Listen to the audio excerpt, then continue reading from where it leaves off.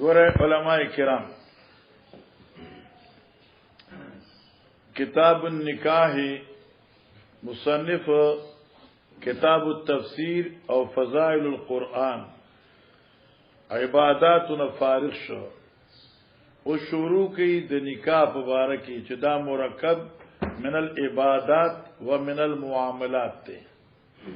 فدی نسبت سره چې النکاح من سنتین دا عبادت ته فدی نسبت سره چې ناکح نکاح کوي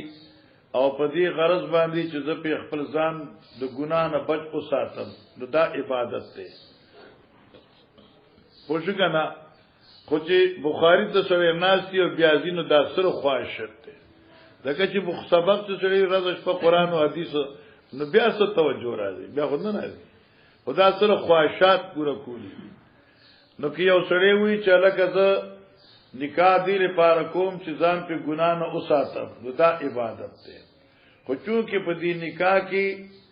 نفقه ورکول د خزې دي تاسو خو اخلاص یې وځګنه کپڑا کوټا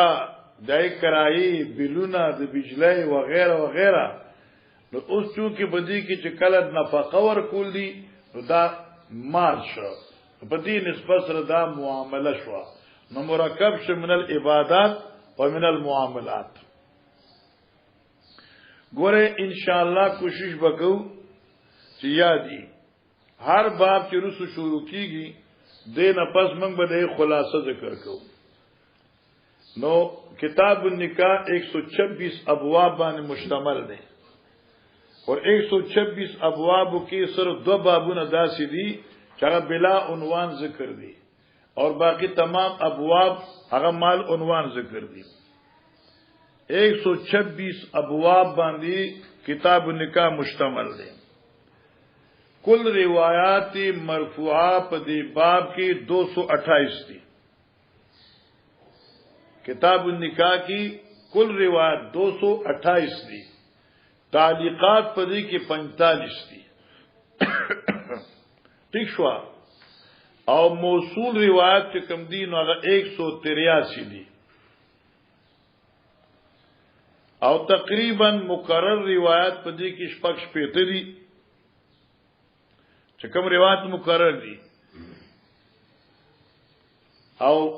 بعض علماء چې شپږ شپېته هغه روایت دي چې هغه روایت جدیده دي او باقی ټول مکرر روایت دي یا کتاب النکاح 228 احادیث 45 مرفوع موصول آئی کے 45 سے کم دنوں تعلیقات شو ٹھیک شو گا نا اور 126 ابواب شو دو بلا عنوان دی نوٹل مال عنوان تھی نکاح سے تو ہوئی کتاب النکاح ہے بدے کے اختلاف دے چونکہ دا لفظ نکاح مشترک دے پما بین دا معنیین ہو کے یو معنی دغی زم دے او بل معنی دغی عقد دے تو بعض علماء چې د نکاح خپل معنی وتی دا زکه چې دا او دی وتی نه تعبیر په نکاح سره کړي زکه دا نکاح سبب او باعث او محل د وتی دی سبب د زم دی اسو کې چې نه دا نکاح چې کوم دی نو فقط عقد ته ویل کی چې شوګه نکاح معنی حقیقی عقد دی اور معنی مجازی وتی دا او شوافی وی چې معنی حقیقی وتی دا مجازی زم دی قرآن نه معلومی چې حتی تن کې زوجن غیره نه معلومیږي چې حقیقتا عقد دی ځکه ته معنی نه جوړ تدی پوری چې دا تن کې زوجن غیر سمانه چې بل خاوند خيږي دا معنی نه جوړیږي او تن کې همانه چې عقد کی زوج غیر سره خو چونکې په دې نکاح کې دن نه چکم دې کنه دوتی مفهوم پروت دی نو نفس نکاح سره تحلیل ناراضي سو پوری چې جمع نشوي او حدیث ته حوصله هغه په دې باندې دلیل دی د نکاح معنی لغوي خو منګوي لا او نکاح اصطلاحا ستوي علماء کرام هو عقد وضع لتملیک المتعة بالانثى قصدا لکه فقهاء ته پته وي هو عقد وضع لتملیک المتعة بالانثى قصدا نکاح نوم د هغه عقد دی چې وضع کړی شوی دی لپاره مالک کېدو د فائدې اغستو د مچوالی سرکار ونه شو کنه بالانثى د خپل بیبینا قصدا فقصد ارادي سرا چې پټول لارې منډي وي دا خیال دی ورته کنه ندی ته وی نکاح اوس مولانا صاحبہ د نکاح د مشروعیت علت سره دا یاد کې د نکاح د مشروعیت حکمت سره علماء کرام وی تعلق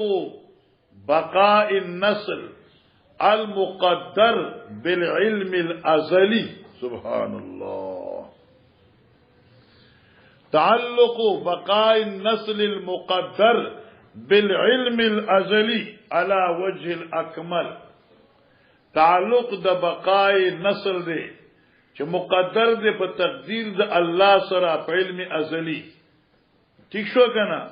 على وجه الاكمل په طریقې د کمال سره لکه تا حدیث ویل دی مشکات کې راځي څنګه دی زوجل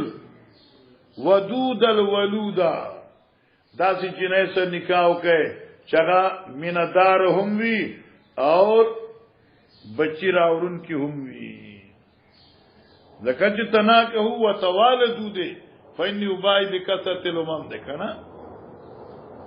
تعلق بقاء النسل المقدر في العلم الأزلي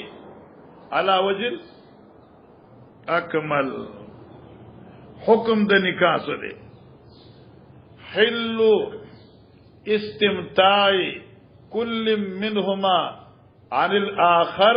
على وجه المشروع دانج ګوري درته واسي تاسو کنه حکم د نکاح شو حل استمتاع كل منهما بالآخر على وجه المأذون شرعا حلال والد نفع اغستو د هر واحد د خزي او د سړی یو بلنا وسنګا على وجه المأذون شرعا هغه طریقې سره چې هغه شرعي تور سره مأذون وي اور مأذون تاسو پته ده پوښی کنه هغه خو بس حدیثو کې تاسو یاد دي لوی علماء لوی صلحاء په پای کې څه ضرورت دی الترغیب فی النکاح امام بخاری وی او یو د نمبر ستو کنه ته زین لاس ابد سیک ما تویل پرون کنه زبر دوله پر بیا راش یا سبق خرابی دي شو علماء کرام صلحای اوس دې کې الترغیب فی النکاح په نکاح کې ترغیب دی یاره د امام بخاری دی مزاج ته سره ګور سره حیرانی کې علماء کرام دا سوچ کوي اوس ذکر دی چې قران کې راځي قولی تعالی فن کې ما طاب لكم من النساء نو فن کې هو امر دی او امر لپاره د وجوب وي او امام بخاری چې دین باب کې خود ترغیب دی پاره اربیا محدث پر عاشی جواب ورکړی دی چې مراد د فن کې هو نه طلب دی او ادنا درجه د طلب چې کوم دغه اباحت ته ځکه امام بخاری ترغیب ذکر کړي بیا حیثیت نکاح سره د نکاح درې طریقې عام محدثین ذکر کوي سلور فقها ذکر کوي بیا کنز کې شرقای کې او هدايه کې پاشو وګوره ٹھیک شو مثلا ګوره مولانا صاحب نکاح عند التوقان یعنی غلبه د شهوت خوف د وقوع فی فتنه الزنا مع القدرة على اداء المهر والنفقه فرض عین یاد شو لکه اوس احمد دی او په دې باندې شهوت خ غالب دی تکشوا او خوف د فتنې دی وجد د صورت عادمی نکاح وقوف الفتنه او مال دمره دي چې بکسي ډکی دي خوشوي مکان جوړول شي نفقه ورکول شي نو په دې باندې فرض دي بیا علماء کی چری عند التوقان بلا خوف وقوع الفتنه مع وجود المال مال قدرت علی اداء النفقه واجب دي اور نکاح په صورت دا عدمی غلبی د شهوت په صورت دا عدمی غلبی د شهوت قدرت علی الجماع باوجود مالک د نفقی وی نو سنت ده قدرت د جماع پکې وای ها قدرت د جماع سره د قدرت د نفقی او شهوت کنټرول دی نو سنت مؤکده ده سلورم صورت کې یو سړی څخه یعنی قادر علی الجماع نه دی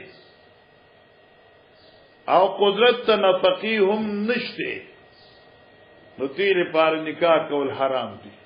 پردې زندگی بنا خرابه اذان ته ډیر کې بیا نورشنی کنه انو دل پارا بیا غسره حرام دي بعض علماء چا بدعت دي چلو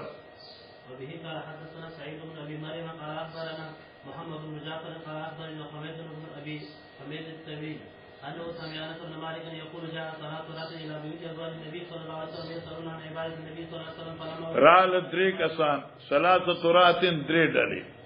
بعض روایتو کې نفرین راځي بعض روایتو کې راتن راځي درات اطلاق د 3 نه 10 پورې ده د نفر اطلاق کوم د 3 نه 9 پورې ده او دا 3 افراد دي لیکن 3 افراد د یو فرد نه تعبیر پر راتن سره شوی ده اگر قران کې مرادی ته ساتورات یفسدون فی الارض معنا رال درې افراد او د درې افرادو کې یو فرد ده عثمان ابن مظعون رضی الله تعالی عنہ ده اور یو حضرت علی المرتضی سے ده ایو عبد الله ابن عمرو ابن العاص ده دا درې وړ راغلو او په دینیت باندې راغلو چې ازواج مطهرات نه د پیغمبر علی السلام د معمولات او تفوسږي جی سمع انس بن مالک یقول جاء ثلاثه رات الى بيوت ازواج النبي صلی الله علیه وسلم را درې ډلې یا درې کسان کورون د پیغمبر علی السلام بیبیانو څخه یسرن عن عبادت النبي صلی الله علیه وسلم تاسو کو معمولات یومیہ او لیلیہ د پیغمبر علی السلام نا عبادت نہ مراد معمولات لیلیہ اور نہاریہ فلما اخبروا ہر کجوی خبر کرے شو په معمولات د نبی علیہ السلام کانم تقالوها گویا کی دوی کم وګڼه دا عبادت په نسبت ته پیغمبر علیہ السلام یو مانشوا توجه کا دوی رال اور ام المؤمنین نے تپوسو کا چې د نبی علیہ الصلوۃ والسلام د اعمالو طریقہ په نفل کې وذکیږي روزي ساتي نه ساتي بیبیان حقوق مدا کوي دوی چې په خپل ذهن کې کم تصور کړو نو تقالوها دوی دا خیال چې ټول شپه به عبادت کوي ټول عمر به روزي ساتي فتقالوها په نسبت ته نبی علیہ السلام یو معنا تقالوها په نسبت ته پیغمبر سره دیو معنا تقالوها کم یو غنا تای عبادت فغا مقدار مزعومه فی اذهانهم چې دوی په ذهن کې سوچ او فکر او دغه نه کم وګڼه بیا فقالوا واین نحن من النبي صلی الله علیه وسلم بیا وی مگر چرته رسیدلی شو نبی علیہ السلام څخه قد غفر له بخلشی دی ورته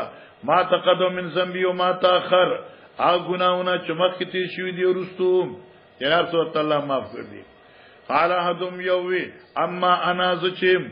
فانی اصلی الليل ابدا زبطول عمر مزنا کوم وقال اخر بل انا صوم الدار زبطول عمر روزي ساتم ولا افطروا رجوا ماتم وقال اخر وانا اعتذر النساء ازبا دغه کومه د خودنا اجتناب بکوما یعنی وعده باندې کوما مته ته چې ځان د دلیل نه سي ځکه هر میا چې ګمنډیو ما چې اعتذار نه کوما انا ته سنا سامنا براسري وعده به بالکل نه کوما اټول عمر به عبادت کی ځان مشغوله ساتم فلا تزوجوا ابدا پورا عمر کی به وعده نه کوم یا شو ټول شپه عبادت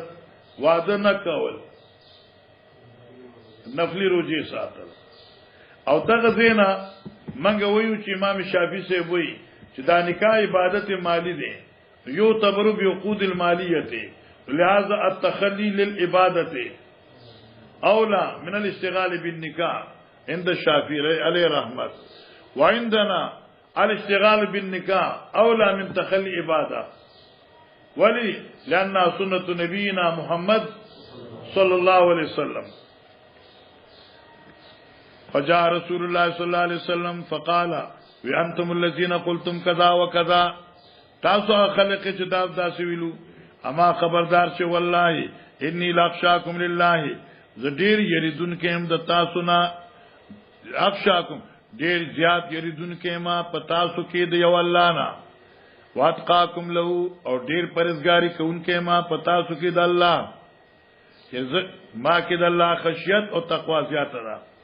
لكن يصوم وافطر روزي نفلي ساتم کلا نه ساتم وصلي د شپې مزکوم وارقدود کېګم واتزوج النساء اخذم کوما نکام کوما پوښي طالبان ګوره تزوج النساء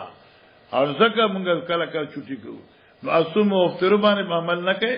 وصلي وارقدود باندې عمل کوي کې نه فمن رغبان سنتي فليس مني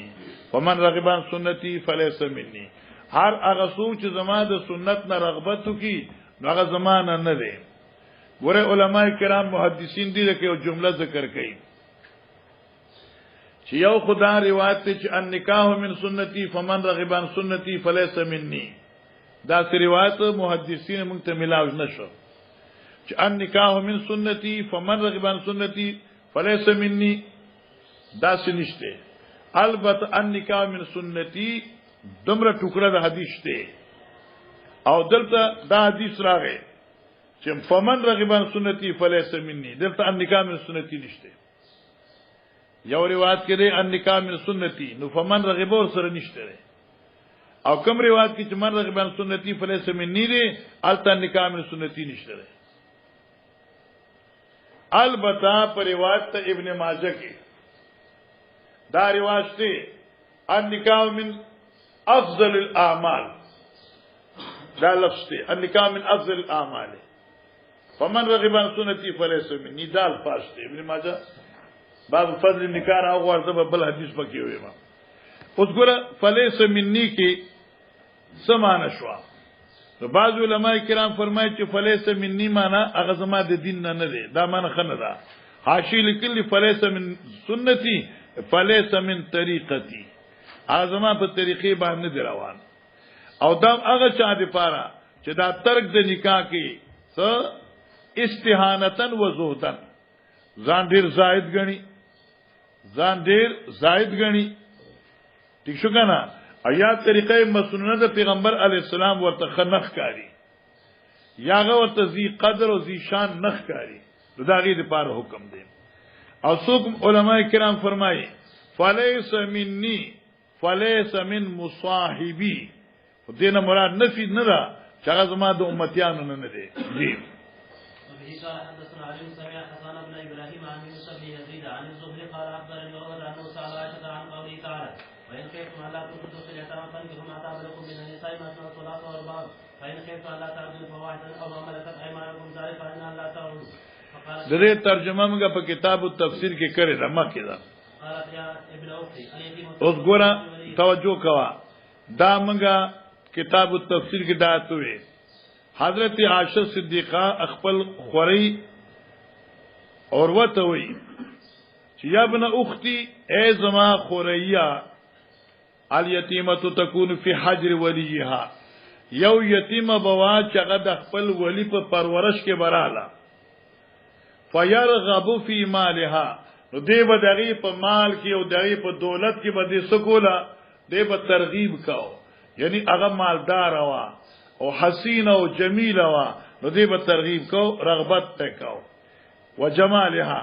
لیکن یرید ان يتزوج بادنى من سنتي صداقها مالدار هم وا جمیل او حسین هم وا نو دی به رغبت د نکاح کاو لیکن هغه مہر به نور کو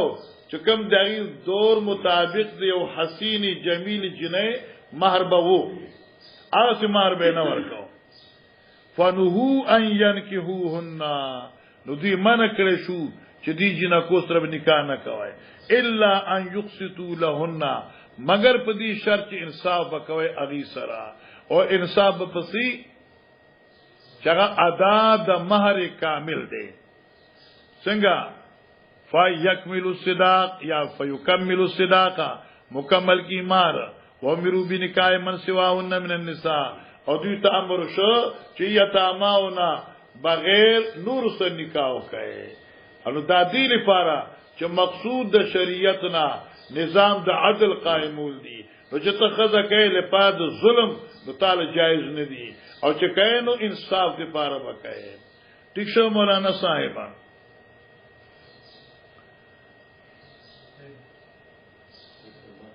جی دلته ګورا دا حدیث مبارک عن عائشہ قالت قال رسول الله صلی الله علیه وسلم النکاح من سنتی ابواب النکاح کی 132 صفحہ باب ما جاء فی فضل النکاح تو حدیث ہے قال رسول الله صلی الله علیه وسلم النکاح من سنتی فمن لم يعمل بسنتی فليس مني النکاح من سنتی فمن لم يعمل بسنتی فليس مني والنکاح من سنتی فمن رغب عن سنتی دا مجموعه یو حدیث کی نشته ذوق ته محدثین دی ورنه من ټول دغه څه نکاح من سنتی فمن رغب عن سنتی فليس مني خو چې کله تحقیق کړي د علماء کرامو نو النکاح من سنتی فمن لم يعمل بسنتی فليس مني اس حدیث کو یاد کیجئے کرو چلو باب قول النبي صلى الله عليه وسلم من استطاع منكم الباء فليتزوج فانه اغض للبصر واحسن للفرج وهل يتزوج من لا حرب له في النكاح گورا مولانا صاحبہ باب قول النبی صلی اللہ علیہ وسلم مقصد دې باب دا دی چې نکاح به هغه سره کوي چې داغي هغه خاوند ارب وي او خاوند باعت وي اوس خاوند باعت څه معنی ده څوک د باع معنی کوي قدرت علی الجماع قدرت علی الجماع او څوک معنی کوي د باع معنی هغه نفقه چې هغه سبب د نکاح دی نو حدیث کی دواړه توجیهات کې دي شي لیکن اوس یو معنی دا ده چې یو سړی د پیسې لري او ما د توسوي قوت او قدرت علی الجماع نیوي قدرت په حقوق د ادا کولو د خزي نیوي د روزي ساتلو ضرورت ده هغه خو بیچاره کمزور سړی دی بیمار دی روزي ساتي ځانو خرابوي نو دې لپاره معنی د الباء قدرت علی الجماع ده خو بیا دا قدرت علی الجماع مالی او نفسی جانی دواړه شو چې قدرت علی الجماع هم وی او دې سره سره قدرت علی اداء النفقه هم وی دا نه چې قدرت علی الجماع وی او نفقه پکې ني او یا نفقه نشي ورکول بیا وسکای باب قول النبي صلی الله علیه وسلم نبی علیہ السلام فرمای من استطاع منکم الباء هر هغه څوک چې طاقت لري پتا سو کې الباء نفقې د نکاح د عثمانه بدلاسګي نفقې د نکاح مؤونت د نکاح سره د قدرت علی الجماع خدام نه چې ته مالدار یې لکه نور کار نشي کولای بیا وسکه بیا ورکه کټه شي څه تا خیال درانه غي نو فلیتزوج نو دې سو کی ځان دی وادو کی ولی فإنه اغض للبصر زکه چې دا نکاح کته کون کې دې نظر لرا معنی حفاظت سبب د حفاظت دی سړی وګي نو ار یو ته ګو چې موړي نو کې بیا ډېر غټي پراټي پخې وي خو بیغم نه کنه کې سړی روټي خولي خم موړي نو کې بیا چرګان سوګرتي او ګډان سوګ راته پروا نه بس موړي او چې کله سړی وګي نو بس بیا یو مل لري د ډوډۍ بيو مل راځي وشو کنه چې سوګداني رتی دای بيو مل راځي اغاز للبصر واحسن للفرج او محفوظ ساتون کې دی لپاره د عزت فرج وال يتزوج من لا عرب له في النکاح حدیث کرا دی اي نکاح کول شي من هغه څوک لا عرب له في النکاح چې نوی حاجت دی په نکاح کې معنی قدرت جمانی نو کول شي نه پیغام دکینی پر دې عمر دې نه خرابه جی وبه قال حدثنا عمر بن حسن قال حدثنا ابي قال حدثنا قال حدثني ابراهيم عن القمه قال كنت مع عبد الله فلقيه عثمان بن عفان فقال يا عبد الرحمن ان القموي چې كنت مع عبد الله بن مسعود زوما فلقيه عثمان دې سره عثمان رضی الله تعالی عنہ راغی به منا په مقام د منا کې فقال يا ابا عبد الرحمن اے ابا عبد الرحمن ان لي اليك حاجتن زما تات سره یو کار دی عثمان صاحب عبد الله بن مسعود صاحب توی زما تات سره سکار دی فقال یا دا دوار بزرگان دا منگ نه جدا شو یو تنهایی تلاړل فقال یا تنهایی تلاړل فقال عثمان ورته هل لك يا ابا عبد الرحمن في ان نزوجك بكرا تذكرك ما كنت تعهد آیا یا ابا عبد الرحمن ستاسو شوق ان نزوجك بكرا چې تعالی او پیغله په نکاح کم تعالی وادو کوم یو پیغلی سرا تو ذکرو کا چې یادې تا تا ما كنت تعهدو هغه چې وته ویت تعهدو چې تابا ارمانونه کول یو مان شو چې یاد کی درته هغه شی چې تابا ارمان کاو ورشي لکه اوسم بعض خلک داسې وی کنه یاره چې واده کوم او ګلګت تلار چې چترال تلار شما او تا چلو دا چلو الکه داس یو پیغله دلونه کما چې هغه ارمانونه در پځې کی پښتو مان دا شو هغه ارمانونه در پځې کی دا یو شو دا زما ترجمه ده خان اوس بره حاشیه توحید دا تاحدو د نگرانۍ نه دی دی چوکس عبد الله بن مسعود چونکه داسې کپړې مخرنه بدن داسې خیرن پیرنو انو زکه چې دا سړی خو په خزي سنبالي کنه دا وازنه پس د او تاسو ځوانانی وای تاسو چې بیا بخاری او تفریح د خود په ذکر لري ازي سړی سنبالي کې په خزي باندې نو معنا دا چې دیو کته کپړې مپړې خیرن میرنه وي نو ورته وی چې تذکرو کما كنت تعهد چې یادې درته هغه شی چې ته دغه نگرانی کول غواړي معنی جامع خو صفا غسل غواړي چې تعالی په ټیم ټیم باندې کپڑے راکې په ټیم ټیم باندې تا کنه صفا کوي او په ټیم ټیم چې نستا وغیرہ وغیرہ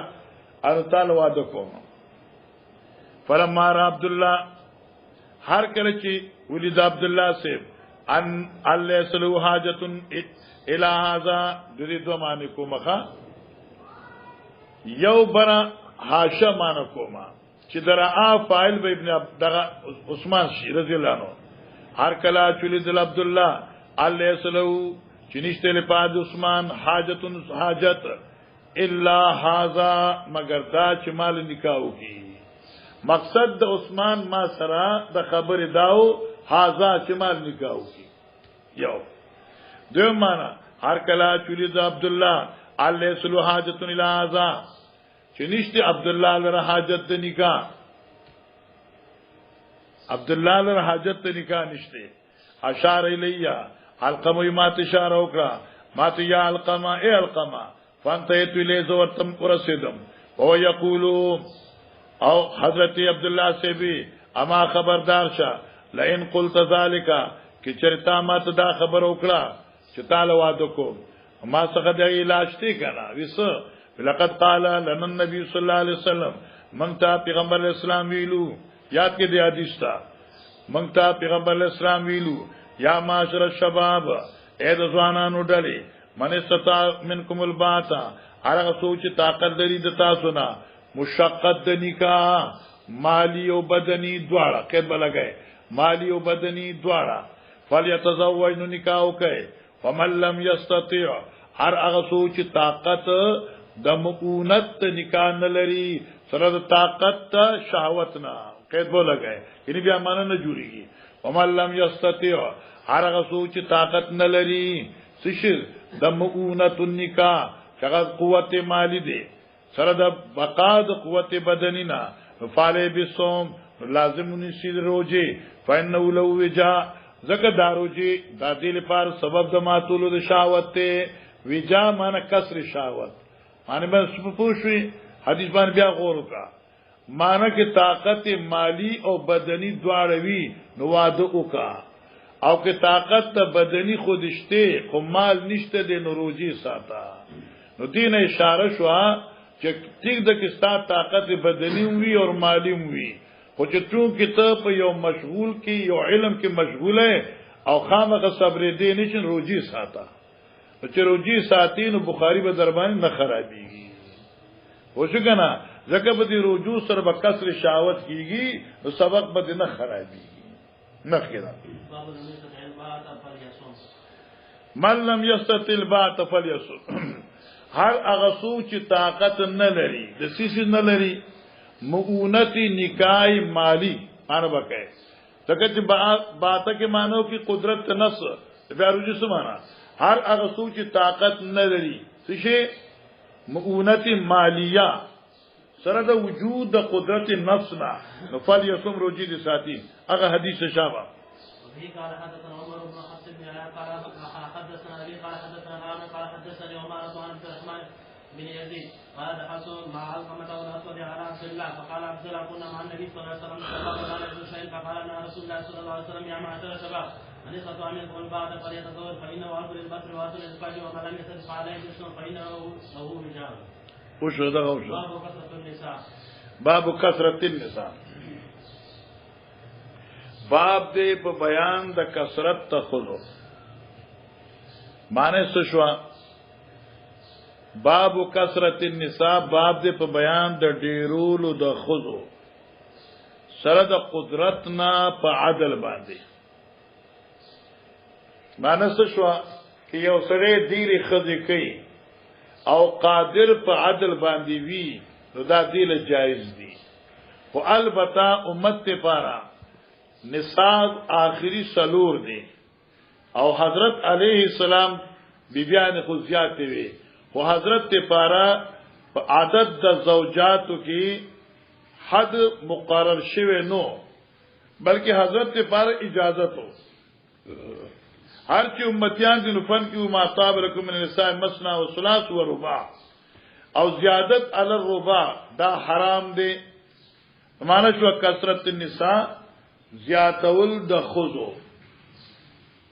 په حد په دایری د حد شرعي سره قدرت د عدل نه دا جایز دي بس چې عدل نشي کولای ازبنم نه سواکه چې د مچمال سرکار سلور خذي دي ونه شو کنه خلک بیا خبرې کوي نه چې اول عدل کوا اپو شو کنه پہلے سوچو بعد میں بولو کہ ته عدل کول شي بیا دواو کا دریو کا سلورو کا جی وفي قال حدثنا ابراهيم بن موسى اخبرنا هشام بن يوسف عن ابن جرير اخبرهم قال اخبرني عطاء قال حضرنا مع ابن عباس جنازه ميمونه ابي سلفه بس ابن عباس رضی الله تعالی عنہ سره موږ لاړو جنازې ته چې جنازه د حضرت میمونی صاحبې وا به صریفه په مقام د صریف کې میمونه صاحبه چې د نبی اسلام بیبي وا او مقام صریف چې کوم دی کنه مکه مکرمه نه 20 کیلومتر مدینه منوره ته ده او دغه څه رنگ ور کړی شوی دی کمرې لا او چې بالکل موټر وې په غاړه روانه ده خجی فقال ابن عباس هذه زوجة النبي صلى الله عليه وسلم دا د پیغمبر علیہ السلام بیبي وا دا د پیغمبر اسلام بیبي دا فاذا رفعتم ناشا کله چوچته تاسو کټ دي فلا تزعزعوها نو جټکم ورکوي دلرا تزعزبین جټکل کټا سکی یکدم داسې چټکی ولا تزلزلوها او چې کله دا کټ وړای نو حرکت مور کوي دلرا ادب کوي تکا علماء کرامو محدثین اعظام لیکي چې مسلمان چې کوم دی دا صاحب د کرامت دی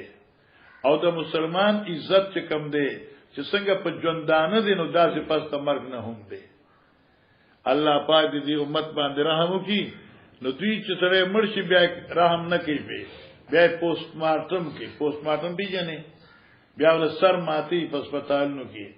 او هغه تبرګي چې کوم د سر ماتول لیکي دي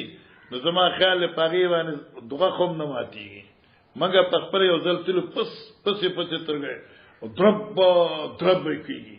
او سر چې علماء پوسټ مارټم کوي کنه دا بالکل د مسلمان بی عزتی ده دیجه کې علماء لیکل د مسلمان عزت وکړي میتن و حیا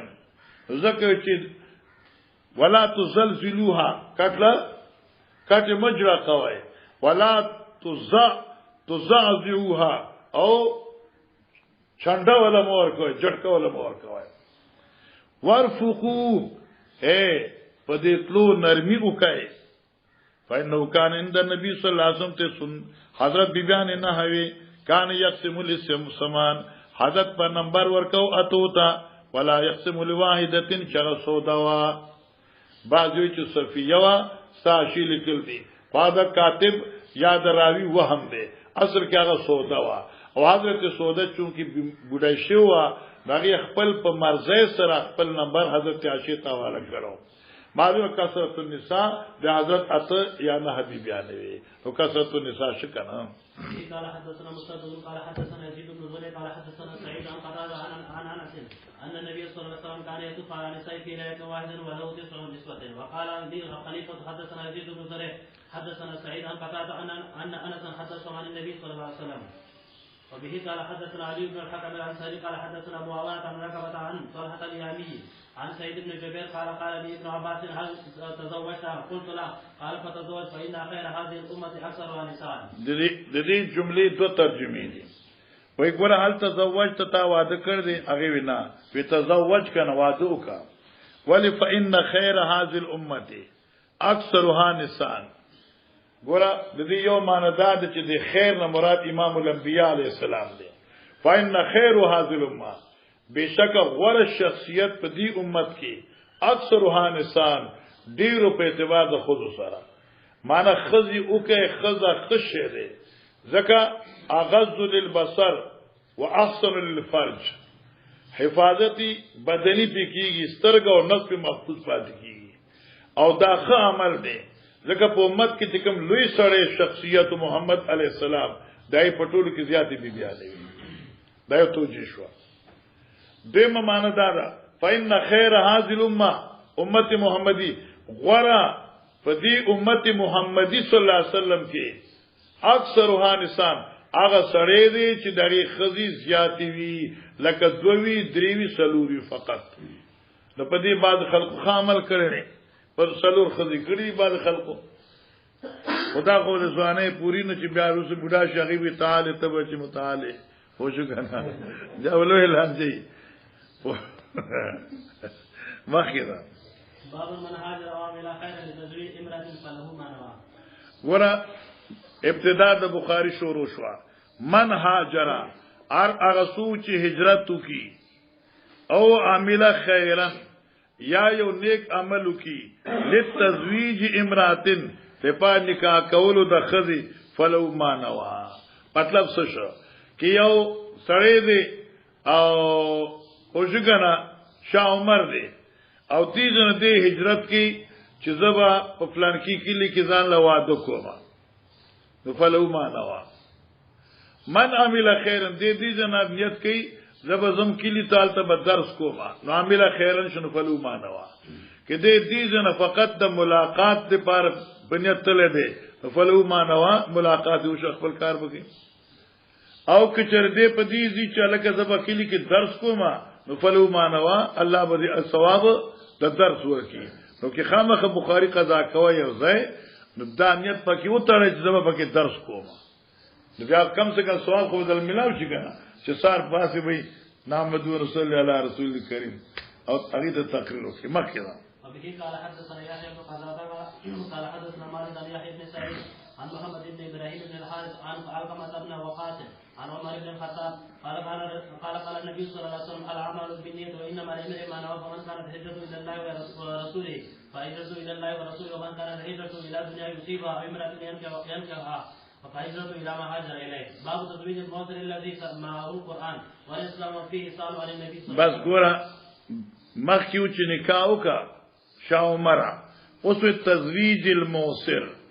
باب د په بیان د نکاح کولو د یو تنگ دست لپاره تنگ دستا اوس یو سړی دی غریب دی ایسا قوت مالی نشته دی قوت شهوانی شته قوت مال نشته دی ته اغیلا یو نکاح وکي واده ورسو جنې ورته واده کې او دغه د نفقې ذمہواری ته واخلې یا دغه د ماد ادا کولو ذمہواری ته واخلې نو دې تعالی اجر ملایږي. نو تزویج الموصر نکاح کول تنگ دسلا الذي مع القران والاسلام چې قصر قران او اسلام ورته خشته او نور نشته ده لکه موږ د حدیث مخ کې وی او څنګه نه چې خضراله حضرت ځان بخا حضرت چې خاموشي وکړه یو صحابي را پاس ده چې ستاسو ضرورت نه زه ما ته حواله کا حضرت ته تاسو سشتي چې ته ولا مار ورکی جی نشته ده یو ګوته د اوسپنه دا لغم نشته ده فی سال په دې کې روایت سال د نبی علی السلام نه ذکر دی وقد مر اوس مخکې تیر شي کنه یاد مخکې دا وبه قال حدثنا محمد بن مسلم قال حدثنا يحيى قال حدثنا اسماعيل قال حدثني كيف علي بن مسعود قال كنا نقول مع النبي صلى الله عليه وسلم ليس لنا نساء فقلنا يا رسول الله الا نستقي فنهانا عن ذلك. ګوره 752 کې حدیث تیر شوی دی حدیث ته 752 کې تیر شوی دی. حدثنا عمرو بن عون قال حدثنا عماد عن ابي حازم عن صالح بن سعد 752 کې تیر شوی دی. بس بابو ګوره د عبد الله بن مسعود روایت ته ګوره کنا نغزو مع نبی صلی الله علیه وسلم موږ jihad تلو نبی علیہ السلام په مرګرتیا کې لیس لنا نساء موږ زموږ خزینه وي موږ سره خزینه په jihad کې دا چې واده کړی نو خزوی ورونو کې او زموږ په سفر ډیر تیر شو فقلنا یا رسول الله الا نستخصي اي من ځان خصيان نکو کستا اجازه تی چې ځان خصيان کو چې د شاوت د تصور نه اخلاص شو فرحانان ذالک پیغمبر علیہ السلام دینه منع کړو حاصل څه شو چاله کا اختصام منع ده چې خصي کول د ځان منع شو نو معنا ترغیب ال النکاح ځان خصي کول حرام دي نو قدرت مالی دی وی نو نکاح کا چې اختصاص نوبت پیدا نشي. جی باب قول الرجل لاخيه انظر اي زوجتي يشهد حتى انزل لك عنها. ما شاء الله صحابه کرام رضوان الله علیهم اجمعین 275 صفحه کی وداری واتا تراشی بخاری جلد اول کې 275 کله چې صحابه کرام د مدینه منورې ته هجرت وکړه یو انصاری را پاسید یو مهاجر ته وی چې ګوره زما دی باغ ته ګوره دا نیم تاله درکو کور در سره نیمو ما زما دوه خزې دي چې دې کې کوم یو بیبي تاله خوخی نو ما ته وایا چې زه ول طلاق ورکوا او پس دا مرور د عدت نه طالب ته ورسره نکاح وکړه. سبحان الله دی خو خپل چې کوم دی دا محبت اظهار وکړه صحابي دې ته نوې دانوي چې دا کمره ته دار راکاو داخل راته پرېږه نه هغه وی دلنی علی سوق بازار راته خو زه پکې ځال سو کټم په ځان نکاح وکم خدای پاک ته خوشاله ساتي پښتانه وی کنه یو په صد خوشاليږي بل په څه پنا اورې شو کنه زمانه دانه چې دی دا بس دغه مخه خاله هغه نورو دا د خدای ته نصیب کی ماشاءالله دلنی علی السوق ماته بازار لا روخه ستیر سره دې تیر شي ان په دې ما زیړ باندې رنگ لګیدلو نبی اسلام دا سړي سړیا بيد الله پیغمبر ما مزدوری وکړه بیا می وعده کوي انصارونه سره هغه لوي علا وزن نوات محروم ورکړه وایي سړي زیا اول ملو بشاتن کسولی مومو کنه فانا شو کنه سبحان الله نو 275 کې دا حدیث مکه تیر شوی دی باب قول رجل لاخي باب د بیان د وینا د غسړي خبرور ته انظر وګورا اي زوجتيا فكم یو د دوړو بیبيانو زما شیتا ته غواړي حتا انزل لکانها تر دې چې کوز شمز لپارستا دغینا زدغینا تعالی لپاره کوش شمه معنا کوش معنا سره هغه له طلاق ورکم هغه نه به زما تسلط ختم شي زمونږ د پښتنو رواجونه وي دامي اوخه دي دامي لوخه دي دامي فلان کې د کوټي والو خلق ډیره خسته خبره ده خو شو کنه یو مولوی سی وی چې دا زما اوخه دي وی د دې خور ماته ناشته ده دا ډیر خسته لفظ دی وی د دې خور ماته ناشته ده او زما خور دې ته ناشته ده داخل لفظ دی اوخه دي او لوخه دي دا څه پکې راځي تاجیب ولله قال حدثنا محمد بن كثير عن سفيان بن مدين الطويل قال سمعت انس بن مالك قال قدم عبد الرحمن بن عوف عن النبي صلى الله عليه وسلم بينه وبين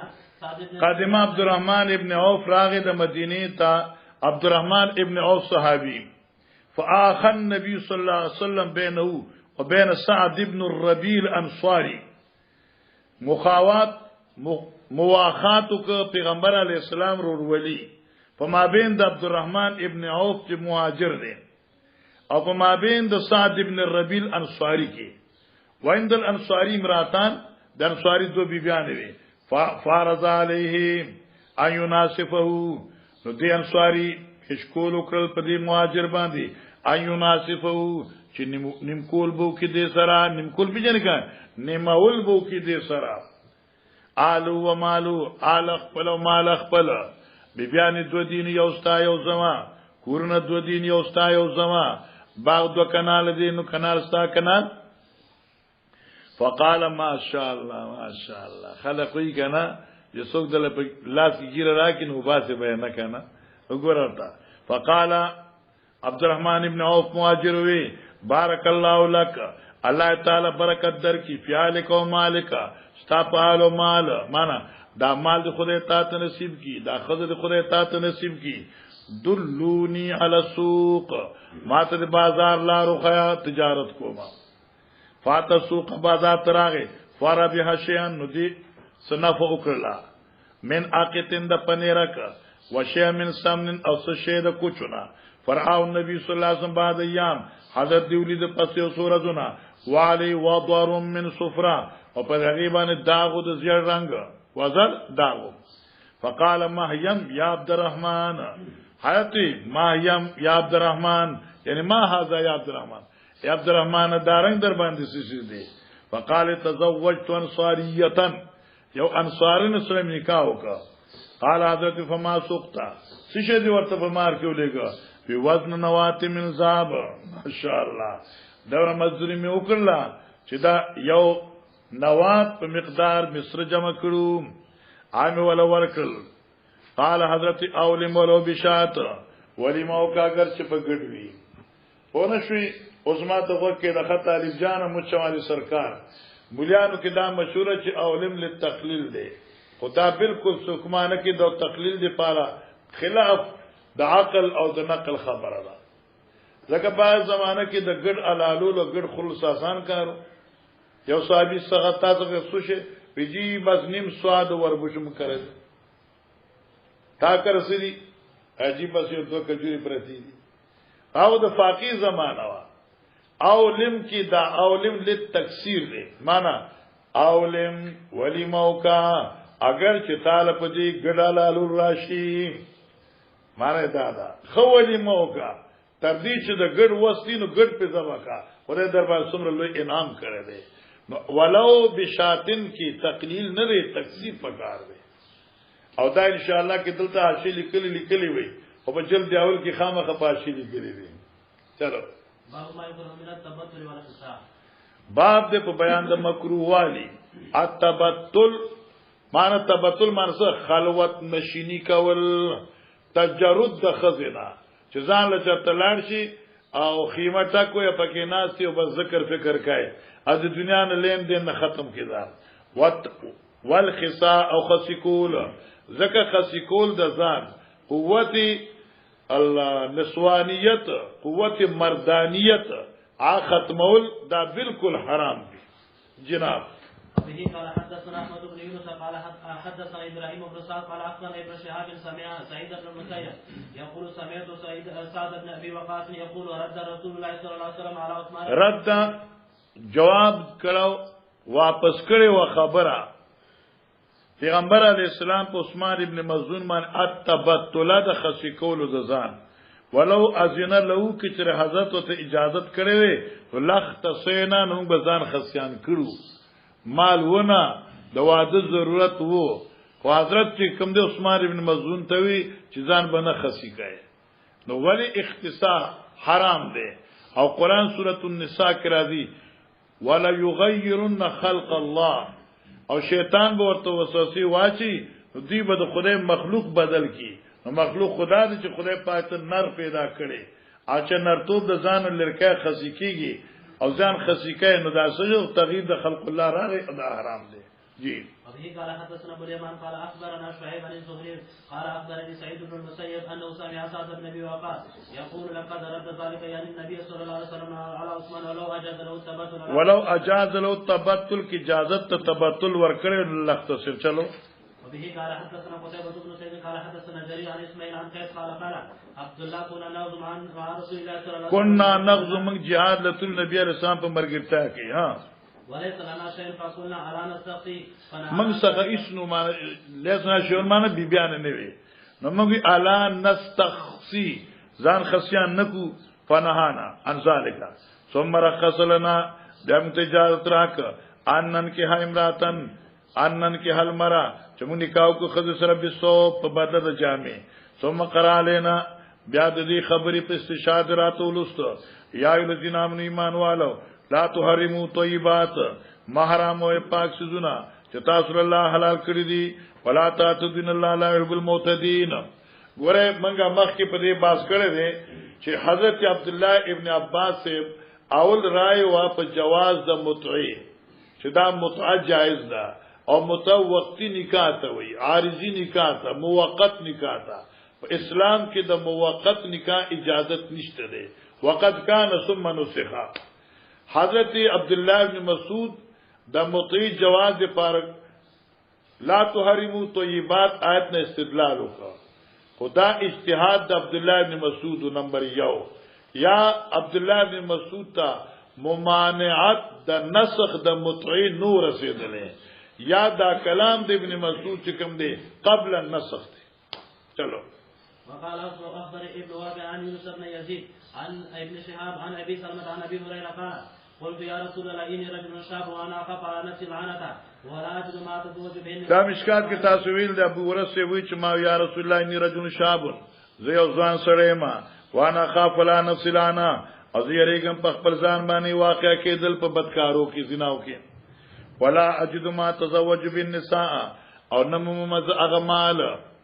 ما معنا مال نمم مال چې نکاح کوم په دې سره زنانا فسکتانی حضرت چوب شو ثم قلت مثل ذلك بیا می ورته وی فسکتانی ثم قلت مثل ذلك فسکتانی ثم قلت مثل ذلك فقال النبي صلى الله عليه وسلم یا ابا هريره اے ابا هريره جف القلم بما انطلق او شوی د قلم پر هغه سیز باندې چې ته هغه سره ملاقات کوونکې لکه معنا تقدیر لیکل شوی جف القلم او شوی د قلم معنا تقدیر لیکل شوی دی قلم ته اوچت شوی دی فاختصر على ذلك او زر دا ګور اجازت ته اختصار نه دی دا توبیخ دی چې کوم شی ستا په حق له لیکل دی آی سره وستا ملاقات کیږي اس کی ځان خسی کوي ته او ځان د قصې پرېږي دی اجازت نه دی توبیخ دی چې ولې ځان خسی کوي ځان خسی کول غو حرام دی او کته چې اخاف النفس العنتا جف القلم بما انت لاق او شوی د قلم تقدیر کې چې څو هغه لیکل شوی دی نو کته ته ځان خسی کی نو تانه به هغه جرم صادر شي به قدرته او که ځان دیني خزي کړي صدور د جرم مال قدرت بوشي لیکن تقدیر نه تعالی مفر نشته دی دا ځان خسي نه کی زمونږ استاد مولانا محمد علي صاحب د سوات په حقانی کې هغه حاضری باغسته د هر سبق نمخ کې چې کم طالب با د سبق شروع کولو په ټیم کې بنو اگر چې بیا برستو راغی هغه به غیر حاضر حسابو تر دې چې زوی په سبق کې و رستو راغلو موږ ته رجستر خود دا ګور غین مې په خله کې راوښته دي آی به دا غین چې دا سولې کې داسې نو دا لوکه دا غین په خله کې ورغله غین مې په خله کې راوښته دا وګوره ویلې از د چانه کوم دای په سبق کې بچ ټنګ بلانو شو طالبان دفتر کې درسګاه کې وناست یو ورځ یو طالب ورته ډیر آزاد دغه ولکه طالبان نه دعوت خوړو دا بعض استادانو مزاجي لکه دوی د بعض طالبانو مزاج څو کوته اسمو لار چې په فلاس نه نیولې بیا پرېګدو دینم کباب پخوري ونه چې بدر باندې سکو الکه نیک بخت پرېګدا نور کارونه لیک دي خوشو کنه ان رغیب طالب ته لکه څنګه دی کو نه څنګه غوړ راغلی کې سپور راغلی چې غوړ راغلی چیرې لوک کنه لکه هغه ودا مزاج دی یو طالب اوس ډیر آزاد نو دی چې دا کول کنه ولکه زید نو आवाज کوي چتو نغلا دا لږه کې د نشینو بار ویجی بار جی هغه کمره کې دنه چې کتاب د مخ کې پروتي نو هغه جی منم چې ورکه دنه یو کتاب ته ناس نین هم غیر حاضر زما په قاعدونو کې ان بیا به جف القلم بما طلع را شو ګره فمن شک فی فوزن طلاق دا باغی جف القلم بما طلع ومن شک فی فوزن طلاق تجيب باب نکاح الابکار باب د بیان د ترغیب ورکولو په نکاح د پیغلو چې نکاح کوي نو خامخه پیغله سره نکاح وکا دانی چې تعالی ملاویږي نه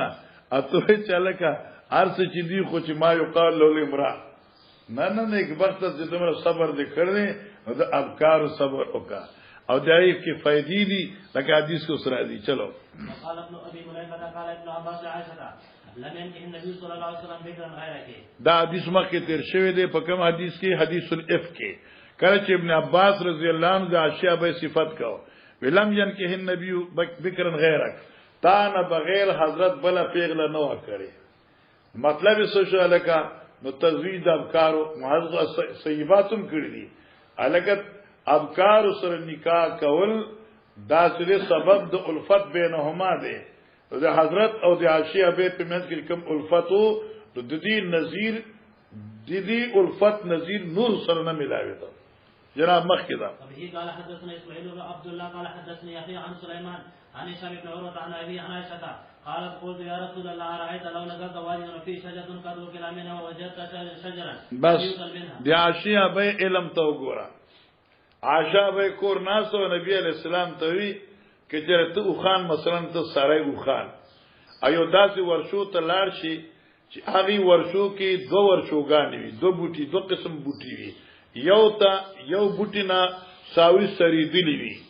او بل بوټي بالکل محفوظ وي هغه نه ساوري سر نه کړي نو تب خپل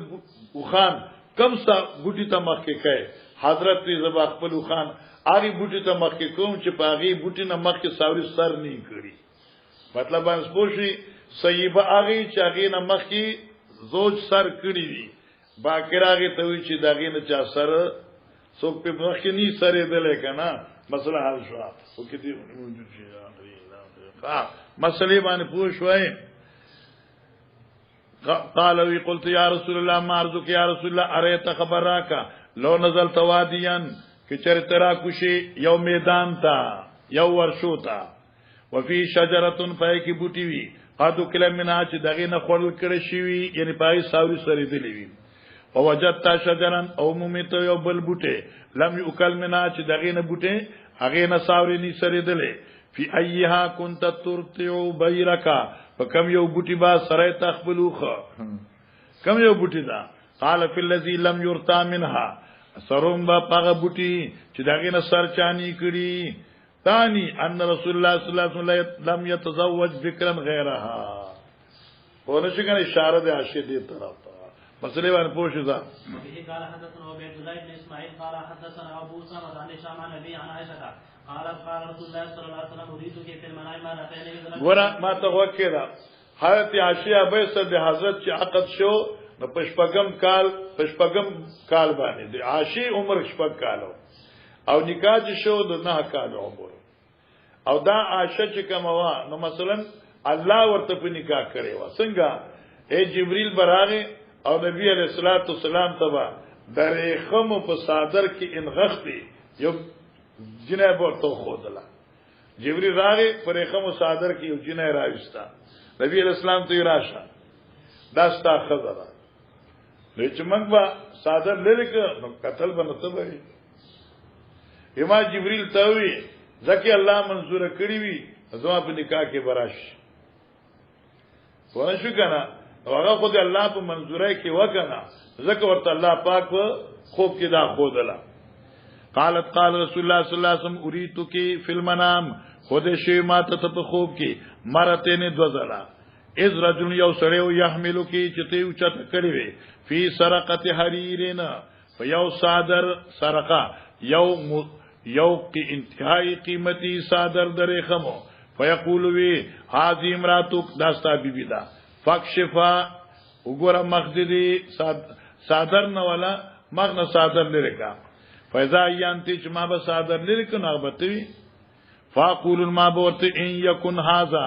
کې چرویدا په تقدیر کې زما بیبي من عند الله اذ الله طرفنا يمزه الله بدا خبره سکی جاری کی امضا وپیو کی یا نصیب بمی کی ٹھیک شو مخکدا او دا امکان چې یکون تردید پار نه دی ښا دا تعلیق دی تبرکن دی چلو بس اوس مخکې راغی نکاح الابکار نو داغینا شاه عمر په دین کې چرته دار نشي چې بغیر د ابکار نه بل چا سره نکاح جایز نه دی البته چې ترغیب د نکاح الابکار وکړه اوس دلته کې جواز د نکاح الصیباتم ذکر کړي نو فرمای تزویج الصیبات نکاح کول صیبو سره یعنی صیبه خو پیژنې کنه کونډه ده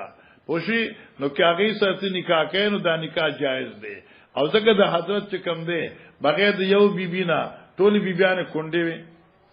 وقالت ام حبیبه قال لي النبي صلى الله عليه وسلم یورز ماته نبی علیہ السلام ویلو لا تارزن علی بناتکن ولا خواتکن ګور ماته وکړه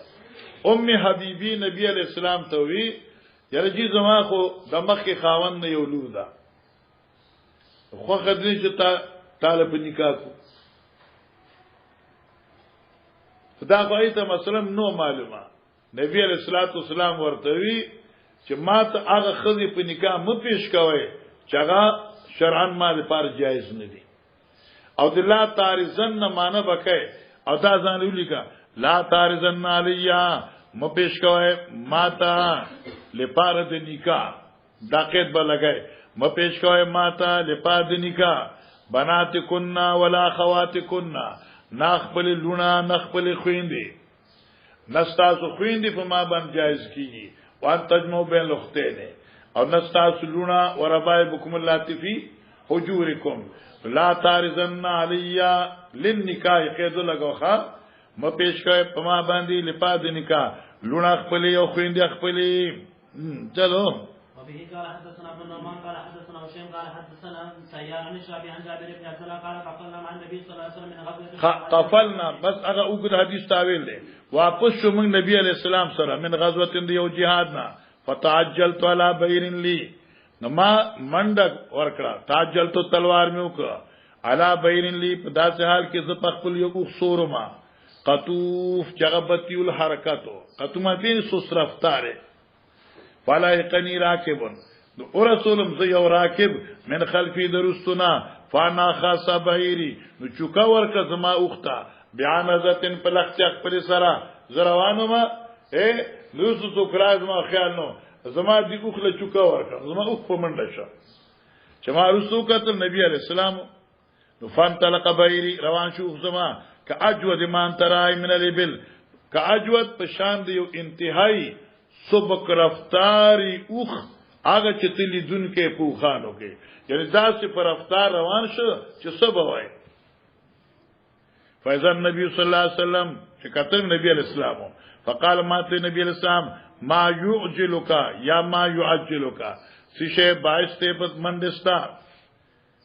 سشه باعث ته په منډستا چې موږ ګورو په درسګاه کې نو ته نه نو قلت ما ته كنت حديث حاتم بيورسل كنت حديث حاتم بيورسل يمزه نه واده کړی شوی واده مې نه کړی ښه بیا ذکرنم صیب باکره ذکر یا صیبا قلت ما صیبن صیبا میکړه قال فالله جاریتن ولن نکاح کولا پیغلا تلاعبها چې لب کول تاغي سرا تلاعبها وتلاعبك چې لب کول تاغي سرا او لب کول غي تا سرا دا کنه او چې کله عمر زیاتی صحیبای نو ایزا سړیا چې سکای نو کته زور نشته دی مارا او شي کنه او چې کله دغه کنه نو بیا خو په اخره قال جی فلما ذهبنا لندخل هر که چې موږ اراده وکړو چې مدینه ته دن نشو قال حضرت امهلو صبر کای صبر حتا تدخلوا ليلا تر دې چې تاسو داخل شئ کورونو ته د شپې پوښ کنه لس بجې تو چفون دی ورته مکی کړی ایشان ولی لکه تم تشت الشایساتو دل پارا چې منګزوي په سر کې ببر سره وتستحد المغیباتو او استعمال کی د حدید یعنی صفایو کی هغه بیبي چې خاوند غیر حاضرو مغیبه چې خاوند ته غایب وو اوس بعض روایتو کې راځي نبی اسلام د شپې بکور ته نه دی او دل تر صبر کې نا وخت به دی نو جواب دادی چې سفر لری وی او اطلاع نی نو د شپې باندې دی او که سفر قریب وی د شپې تللی شي کې د لری دی او اطلاع دی ورکړي ټلیفون دی مخ کې کړي نو بیا تللی شي کې 12 بجې ورسېږي کې 10 بجې ورسېږي جی ابي قال حدثنا قال حدثنا شوقد قال حدثنا محارب قال سمعت جابر بن عبد الله يقول تزوجت فقال لي رسول الله صلى الله عليه وسلم ما تزوجت فقلت تزوجت سيبا فقال ما لك وللعذار ولعابها ما لك وللعذار ولعابها یا ولعابها سوش تعالی را چې تا پری خود له پیغلا او دغه لوبي دی او لوبي دی ٹھیک شو کنه مالک صد عذر تعالی وللعذار لپاره د پری خدود پیغلی ولعابها یا ولعابها ولعابها شی د لوب جمع او هغه سامان د لوب داغي ولعابها او داغي لوي تاثر فذكرت ذلك ما دغه وجه ذکر کړه عادي تاسو ما خېل لګره چې ما پلار مرشه زما ته خويندې پاتې شوې نو ما کې زم داسې پیغله کوم نو دیو بیا الله به کوي نو ما چې مشرخه زوکم چې ما دا خويندې سنبالي کی جی وذكرت ذلك لعمرو بن دينار فقال عمرو سمعت جابر بن عبد الله يقول قال لي رسول الله صلى الله عليه وسلم هل جاريه تلاعبها وتلاعبك چې تاسو لبي کوله غي تاسو لبي کوله مخینو باب تزویج الصغار من الكبار ګوره مری سیوا باب دې په بیان د جواز د واده کولو د کم عمر جنکو مشران نارینه وتا خو په شرطي کې چې نارینه مشران دا قدرت دا حقوق ادا کولو وی او چې اسینو خدای پاک خیر افیقی مخیدا یعنی جواز د نکاح کولو د کم عمر جنکو مشران سړو تا چې عمر کم وی لکه سړی وی د اتیاو کالو یا د شپېتو کالو جنې د صلیختو کالو جایز ده یا سړی د 500 کالو خزه د 32 سال نوم جایز ده سامخ یو به قال حدثنا عبد الله بن يوسف قال حدثنا الله عن يزيد عن عراك عن عروه عن النبي صلى الله عليه وسلم خطب عائشه الى ابي بكر خطب عائشه نبی علیہ السلام پیغام د نکاح د عائشه ولګ ابو بکر سیبتا فقالوا ابو بکر انما انا اخوك نبی علیہ السلام ته خپل لور مال په نکاح راکا په جزء خو ضروري و ان هغه استاد رشوا پرهری سره نکاح کیږي نبی علیہ السلام انما انت اخی فی دین الله و کتابه ته خو زما رور د خدای په دین کې ته زما رور د خدای په کتاب کې یعنی اسلامی رور نسبی خو نه کنا او شکر مری سبا ویلی حلال هغه ما د پر حلال را جی باب الكلام ينكح وعي النساء خير وما يستحب ان يتخير لنطفه من غير اجابه ګور مولانا سبا درې مسلې دي یو د الامن ينكحو بس دا یو باب دی چې دا باندې خلط مضارع را نشي او د دې متعلق چې کوم دی مقدر دی دا باب دې په بیان دې خبره الامن ينكح یعنی اذا اراد ان يتزوج انا یاد کړه اذا اراد ان يتزوج وينتهي امره الى من ينكح کله چې اراده کوي یو سړی د نکاح کولو او ورسی معاملې د نکاح دي هغه چاته چې د نکاح کول غواړي بس معنی یاد شو الى من ينكح معنی صدا من اراد ان يتزوج هغه سوچ اراده کوي چې ځان له وادو کی او ورسی د دې اراده الى من هغه چاته ينكح چې دې په نکاح اخلي لکه ستا اراده د نکاح ده چې فلان کی کور کې نکاح وکم او بیا معاملات ته شید نکاح پوښ کنه بیا مثلا جرګه را روان شي د خیر سره چې چا ودونه نشته غیل الله د نیکان صالحان او دیندار او پرهیزګار بیبیان الله د رفقای حیات ورکی او چې چا ودونه کړ دی الله د غیله تر اختتام بخاری پورې صبر ورکی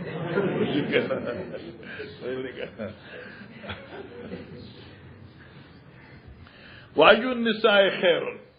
ابلا مسئله وایو النساء خیر او کما خذا یعنی په نکاح د پاره د کمی خذ انتخاب پکار دی درېمه مسئله وما یستحب ان يتخير من یاد کا او بیان دا غسی یستحب چې مستحب دی ان يتخير